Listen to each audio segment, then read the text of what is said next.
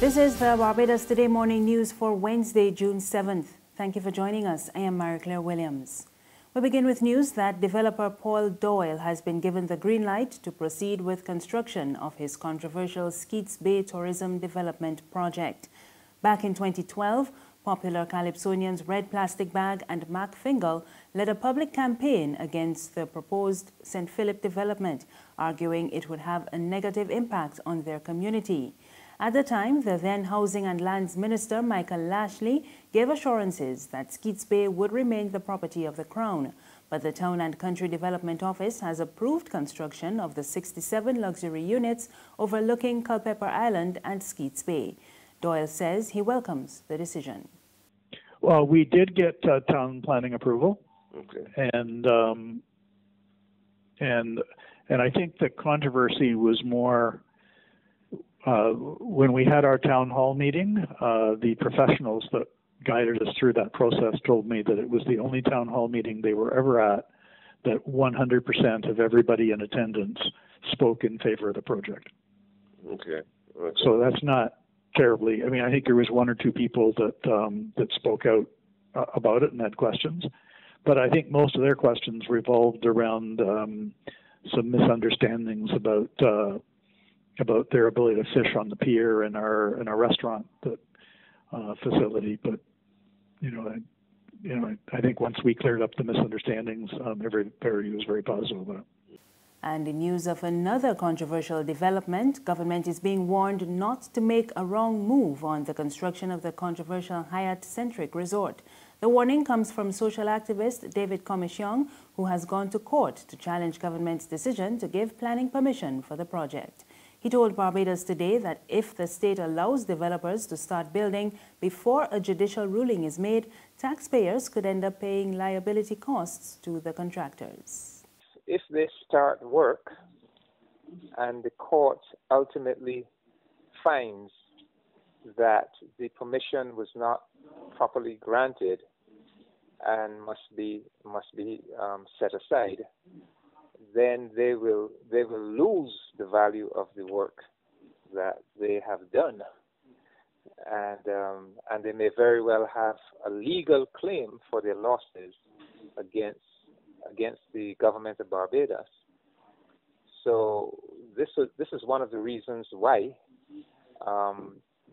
one of my applications was for an interim order suspending the grant of permission to construct pending the hearing of the case.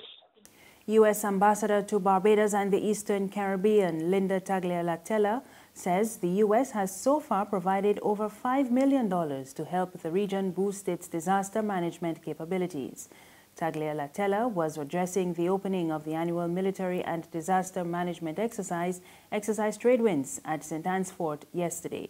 The United States Office of Foreign Disaster Assistance and the United States Southern Command's Humanitarian Assistance Program work in close coordination with national-level emergency management organizations as well as multinational organizations such as CARICOM's Caribbean Disaster and Emergency Management Agency to help build regional capacity to respond to both natural and man-made disasters.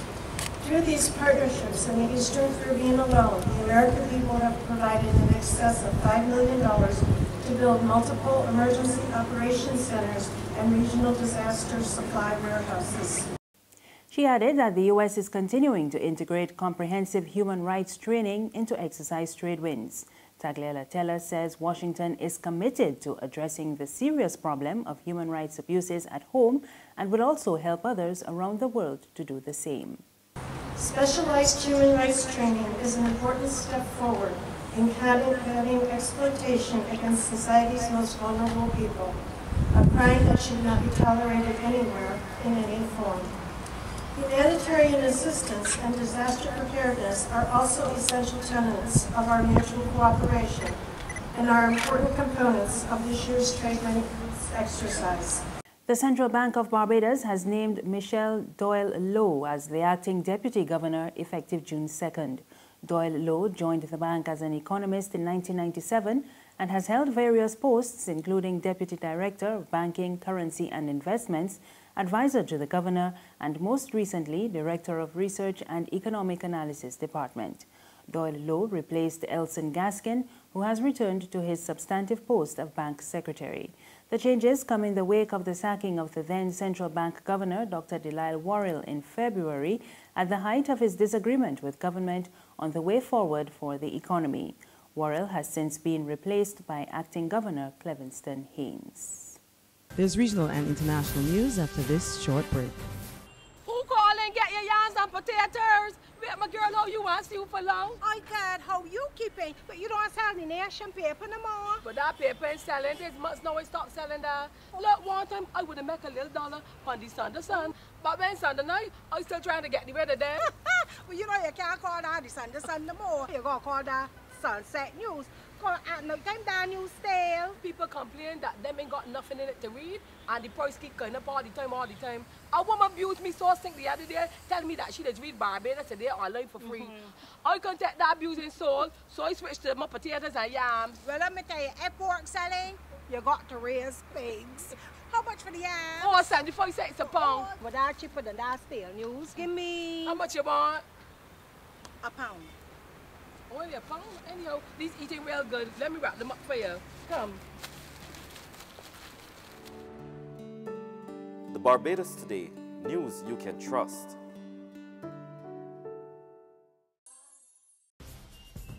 Thank you for staying with us. We're back now with news from the region, and Jamaica's football fraternity is in mourning following the death of the head of the island's Football Federation, Captain Horace Burrell, last evening. He was 67. Local media reports say Burrell had been battling cancer for about a year. Over in St. Lucia, Economic Development Minister Guy Joseph is accusing the opposition St. Lucia Labour Party of trying to create unrest in the country. Joseph leveled the accusation yesterday on the sidelines of a church service to mark the first anniversary of the United Workers' Party's election to office. We get the details from HTS News Force in Castries. I must say they continue to exhibit the traits of character that is associated with the Labour Party. Instability, threats to people, and all kinds of things. I mean, this is our country, and we should not take kindly to any former government or government minister threatening investors. The Labour Party is so well known for this. Previously, it was said that they are going to write investors to tell them not to come to this country. Now we are here and they are making all kinds of allegations about investors. Joseph says the SLP would do well to leave potential investors alone. He says if the opposition has an issue with the cabinet of ministers, it needs to take on the team and not the people government is wooing in an attempt to drive the economy. Investors don't bring themselves to this country and give themselves anything. So if there is a problem, deal with the government. But I think that the approach of the Labour Party is to see to it that this government does not succeed in delivering on its mandate to the people of St. Lucia.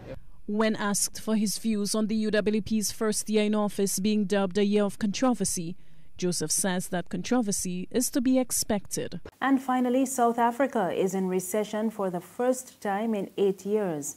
Data released on Tuesday showed increasing pressure on the Jacob Zuma administration, which is facing allegations of corruption and credit downgrades.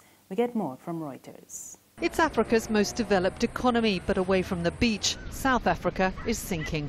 It's back in recession for the first time since 2009, thanks to weak manufacturing and trade. The economy shrank by 0.7% in the first quarter of this year, after a 0.3% fall at the end of last year. I think we saw it in the jobs numbers that came out, that unemployment had risen to over 27%, the highest in over a decade. So this is just something that confirms in terms of people's experience. Zuma is also under pressure from inside his ANC party. In March, a controversial cabinet reshuffle led to accusations of influence peddling. He's denied any wrongdoing, but a consumer frenzy that's helped him and the economy in recent years is well and truly over. That's news this morning. Remember, you can get more on our website, www.barbadostoday.bb. You can also subscribe to our e-paper, email updates, and like us on Facebook. We're on Izumi Media in bus terminals and Screenplay at supermarkets and gas stations near you. You can also tune into Mix 96.9 FM for more news. I am Marie Claire Williams. Good morning.